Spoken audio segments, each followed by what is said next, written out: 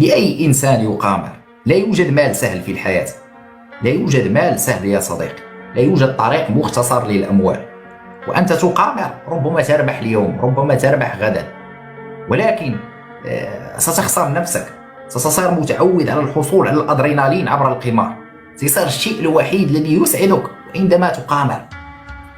لن تستطيع أن تكون مسؤول ورب أسرة، ستبيع ذهب زوجتك وتبيع ممتلكاتك لكي تقامر فقط، فتكون دمرت حياتك.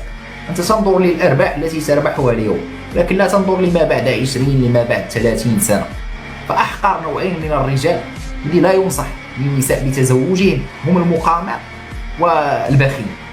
فتخيل أنك وضعت في نفس الخانة مع البخلاء، لأن المقامرين لا يرحمون. الرجل الذي يقامر لن يرحم زوجه، لن يرحم أبناءه يا مؤمن، وسيذهب لكي يلعب تلك الأوراق. ولدي أصدقاء آباؤهم وأهلهم يقامرون.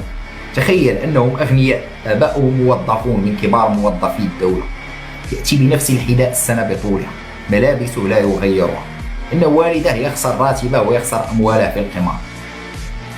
تخيلوا أني أنا كنت فقير، كنا فقير لأن والدي فقيران، وهم كانوا يعيشون أسوأ مني رغم أن والديهم من كبار الموظفين، فقط لأن والده مقامر. لهذا أي إنسان ابتعد يا أخي عن هذا.